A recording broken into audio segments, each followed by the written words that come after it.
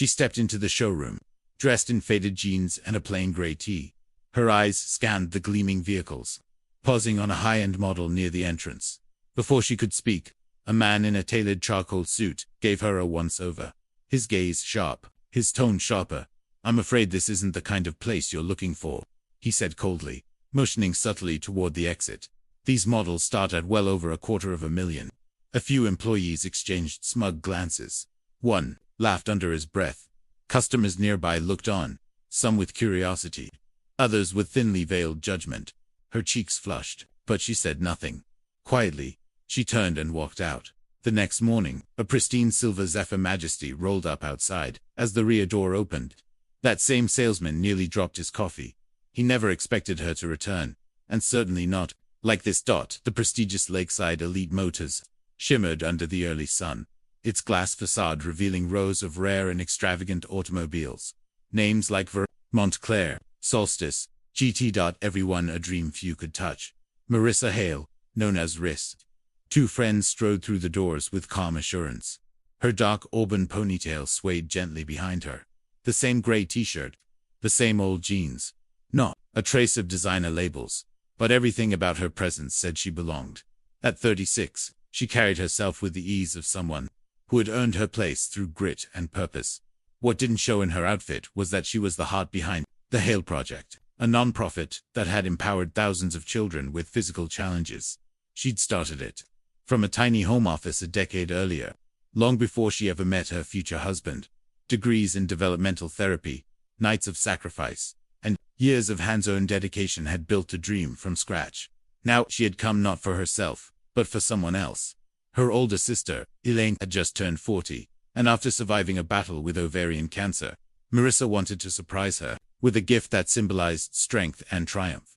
A deep onyx blue Majesty coupe caught her eye. Sleek, bold, exactly what Elaine had always fantasized about. And the price tag, $282,000, was no obstacle. Marissa's foundation and investments had long made her financially independent, but almost no one in the showroom knew that. Across the floor, Calvin Reed adjusted his expensive watch and tightened the knot of his silver tie. As the floor supervisor, he liked to think he could spot true buyers within seconds. When he noticed Marissa's relaxed attire, he chuckled quietly and gave a nod to two junior reps. "This should be entertaining," he muttered. Just then, a younger associate, Jonah, stepped forward to greet her. "Good morning. Welcome to Lakeside Elite Motors. I'm Jonah. Anything in particular you're hoping to see today?" Marissa smiled warmly, ready to respond. But Calvin smoothly cut in. "I'll take it from here, Jonah," he said, placing himself between them with calculated ease. Then, to Marissa, he added with false charm, "Lost, ma'am. Need directions. Pause. Have you ever experienced something like this? Let us know where you're watching from. Your story matters more than you think." Marissa's expression remained calm. "Actually," she said, "I'm here to take a look at that onyx blue coupe." She gestured toward the display platform. Calvin's smile faltered. Only 15 of those had been built this year. And in his mind, she didn't look like someone who'd be driving one. "I could walk you over to our pre-owned inventory," Calvin offered, his tone professional but distant. "They're housed in a separate facility, a few blocks east." His eyes flicked downward, lingering on her worn sneakers and plain attire. Marissa had grown used to that look. The subtle scan, the quiet dismissal. Most people couldn't grasp that she lived this way by choice. That for her, simplicity was a kind of freedom, even with the means to own anything she wanted. She chose not to flaunt it. "I'm actually really interested in this model," she replied kindly. "Would it be possible to take a look inside?" Calvin's expression tightened. Behind him, two associates exchanged a knowing smirk. "That's our limited Zephyr, Azure," he said, his voice cool and rehearsed. "Appointments only." A lie, but said with conviction. Our more serious clients usually book private showings. At that moment, a well-dressed couple stepped through the entrance. Designer coats, leather shoes, the whole display. Calvin didn't even say goodbye. He turned on his heel, arms already open. "Mr. and Mrs. Kenwood, what a pleasure." He greeted them, all smiles now. "Do excuse me," he added vaguely over his shoulder to Marissa. "Jonah can give you a brochure." Marissa watched him glide toward the couple, eager and animated. Jonah, the younger salesman from before, returned. to her side with a sheepish smile. He couldn't have been more than 25. His oversized jacket hanging awkwardly on his frame. "I'm sorry about that," he murmured. "Would you like me to walk you through the Azure?" "I would. Thank you," Marissa said, as Jonah began describing the car's interior and performance. Marissa's eyes followed Calvin. He was now ushering Mrs. Kenwood toward the very same car. The one he had just claimed was unavailable. Without an appointment, he opened the door with flourish, gesturing for her to sit inside. "It's quite all right," Marissa said softly to Jonah, who looked embarrassed. "I've seen how these things work." Across the room, Calvin was putting on a show. "This model has an 8-month wait list," he said smoothly. "But I've managed to reserve one for select clientele." Mrs. Kenwood ran her hand along the leather seats. "It's beautiful," she said, "but I'm unsure about the color." "We can absolutely explore custom shades," Calvin replied.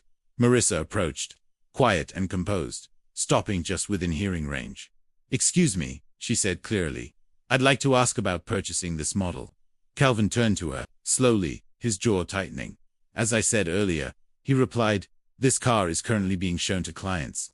His words clipped, his tone sharp. "Maybe try again another time. Or, like I suggested, check out our pre-owned selection." The Kenwoods shifted uncomfortably, casting glances between them. "I'm specifically interested in this vehicle," Marissa repeated calmly. "It's a gift for my sister. Her birthday is next month." Calvin stepped closer, lowering his voice. "Listen," he said, his mask of civility slipping. "People like to come in here and daydream. I get that. But this is a luxury dealership, not a fantasy showroom. That car costs more than most houses. I've been patient, but you're disrupting an actual sale." Nearby shoppers had begun to take notice. Jonah stood nearby, visibly anxious. "I'm prepared to make a cash payment today," Marissa said, her voice steady. That was the breaking point. Calvin let out a sharp, bitter laugh. It echoed through the space. Heads turned to cash purchase. He repeated loudly, his voice rising to mockery. "This isn't some flea market. We're talking nearly 300 grand. People who can afford these kinds of cars, well, they don't exactly walk in here looking like that." He waved a hand at her appearance, dismissive. Marissa's face flushed, but not with shame. It was something slower, heavier, anger, not for herself. She'd endured this before, but for everyone who had ever been dismissed based on how they looked. "My money," she said softly, "spends just the same as anyone else's." Calvin stepped in close, towering. His voice dropped to a growl. "Let me be perfectly clear," he said. "You're wasting my time and making a scene. Come back when you're dressed to have a real conversation, or please leave." The room had gone still. The Kenwoods had stepped back from the car, visibly unsettled. "Is there an issue here?" A new voice entered the space, confident, calm, but firm. It belonged to Richard Lane, owner of Lakeside Elite Motors. Drawn over by the tension in the air, he approached with a measured pace. Calvin readjusted his tie quickly. "No issue at all, sir," he said smoothly. "Just informing this lady that we operate by appointment for qualified clients." Richard scanned the scene. He noticed Marissa's plain outfit, the silent crowd nearby. It didn't take long for him to understand what was happening. "I see," he said neutrally. "Ms. Hale," Marissa supplied. "Marissa Hale." "Well, Ms. Hale," Richard continued, "perhaps there's been a misunderstanding. Our customers usually understand the exclusivity of what we offer here." "I understand perfectly," Marissa replied, her voice composed, even as the sting of humiliation tightened in her chest. "Your sales manager has already clarified your position." Calvin stepped forward again, his tone syrupy with false politeness. "If you're truly serious, which I doubt, you can schedule an appointment, but I'd recommend bringing bank documentation and dressing appropriately. These vehicles," he added, sweeping a hand across the room, "are intended for a certain type of clientele." A soft murmur passed through the crowd. Someone laughed quietly. Marissa looked around, judging eyes, Calvin's arrogant smirk, and Richard Lane, offering no objection to how things were unfolding. She'd encountered bias before, but rarely so openly, so unapologetically. "I see," she said again, her dignity intact. Though her heart ached, she turned and headed toward the exit. Behind her, Calvin's voice drifted just loud enough. "Some folks really don't know their place." As the sunlight met her face, Marissa stepped beyond the glass doors. She pulled out her phone, the sting of the moment still fresh, but a flicker of resolve began to grow. Her lips curved into a faint determined smile as she made a call. Hale residence rested on 5 serene acres just outside of Providence. Its quiet luxury gave no hint of the empire behind it. Alexander Hale, age 41, had transformed the clean energy industry through groundbreaking battery innovations. Despite his wealth, he avoided the spotlight. When Marissa entered his home office, Alexander immediately set his laptop aside. 15 years together had taught him to read her face like a book. Something was wrong. What happened? He asked, moving toward her. She eased into the leather armchair. The entire morning replayed itself in her mind. It was enlightening, she said, offering a small, hollow smile. Then, she recounted everything. The cold dismissal, the assumptions, the clear, unapologetic bias. Alexander's expression darkened, but he stayed quiet, letting her speak uninterrupted. It's not really about me, she concluded. I'm lucky enough to walk away and still know my value. But how many others go through that kind of treatment every day, with no way to prove their worth? Alexander nodded. He'd always admired that about her, her instinct to stand up for those who couldn't. So he asked gently, what would you like to do about it? Part of me wants to do nothing, Marissa admitted. Just find the car elsewhere and move on. But then I think about that young salesman, Jonah.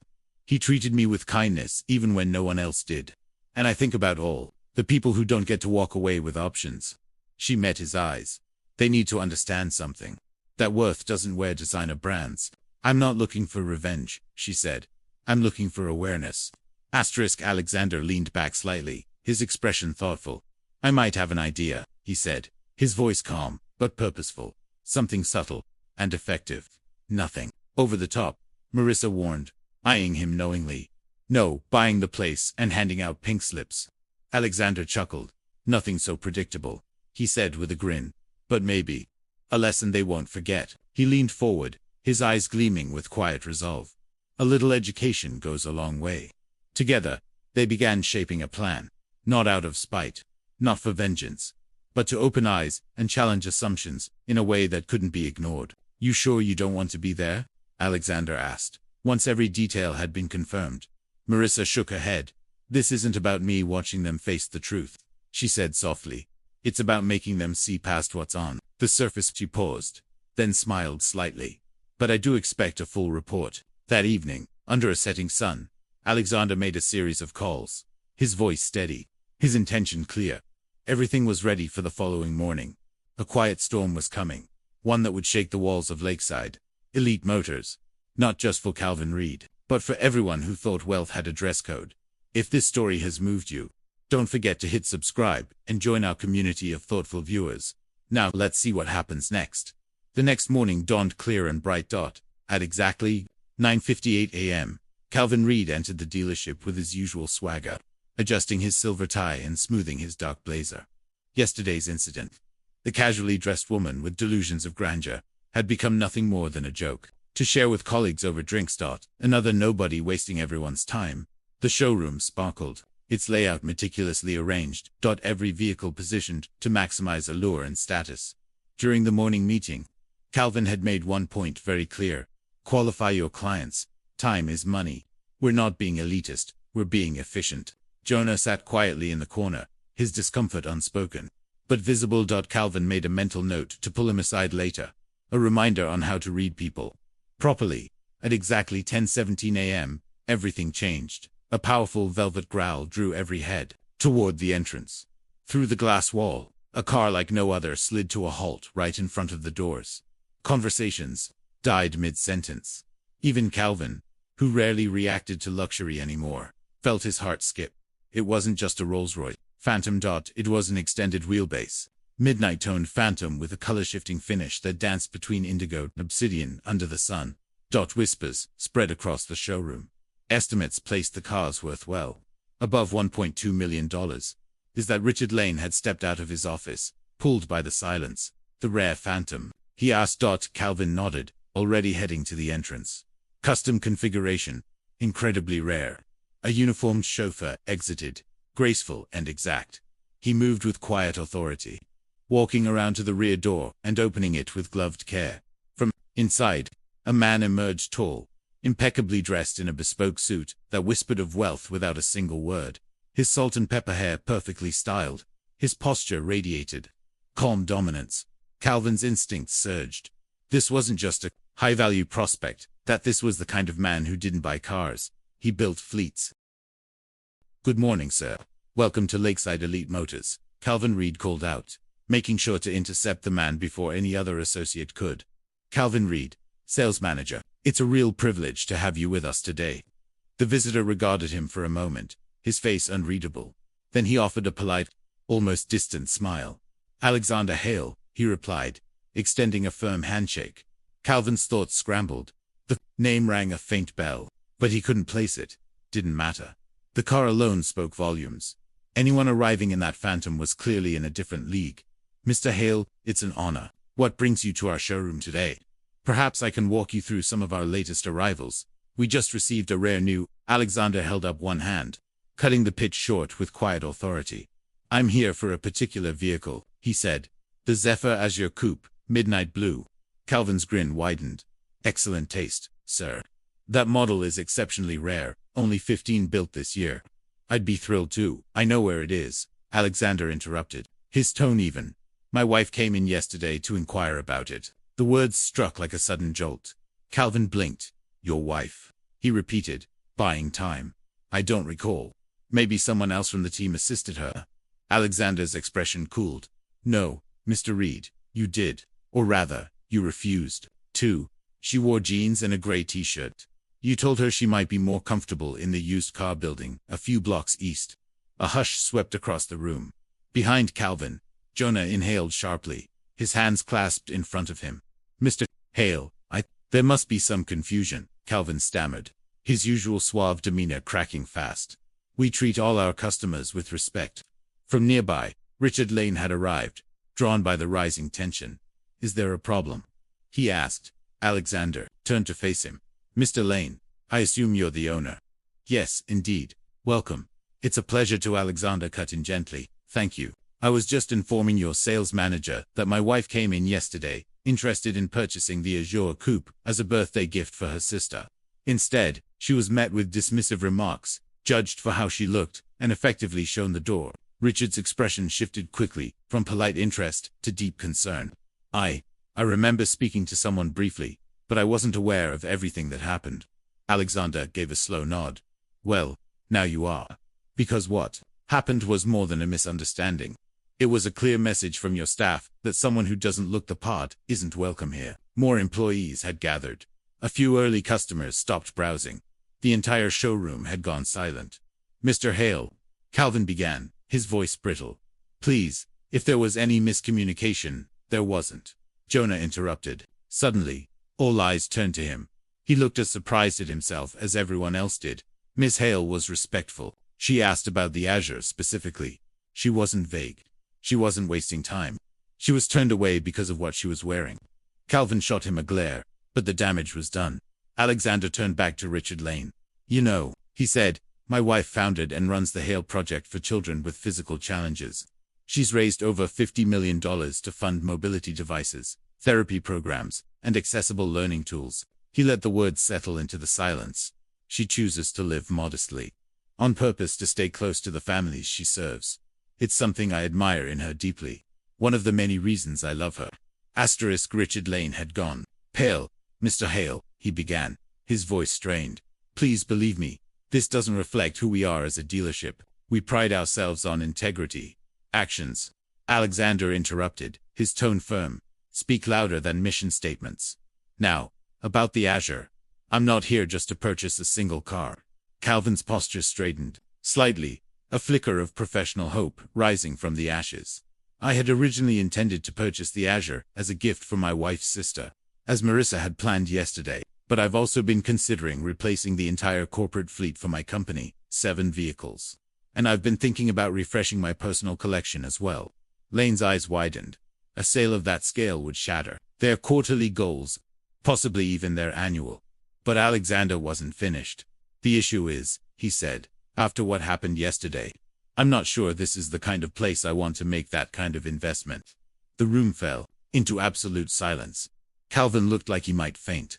"Mr. Hale," Lane tried again, his voice now desperate. "I can't express how deeply sorry I am. This isn't how we conduct business. Let us make it right." Alexander paused, considering. There may be a way forward, he said at last. But it would require more than simply selling me a few cars. Anything, Lane said quickly. Alexander nodded slowly. The Hale Project is hosting a fundraising gala. Next month, we're raising money to build an adaptive sports center for children with mobility challenges. He turned to Calvin. I think your attendance could be educational. Calvin swallowed hard. Sir, not as a guest, Alexander clarified. As a volunteer. The foundation always needs help with setup, with guiding guests, with supporting the kids. It's a good way to learn what truly matters. The message was clear. This wasn't about punishment.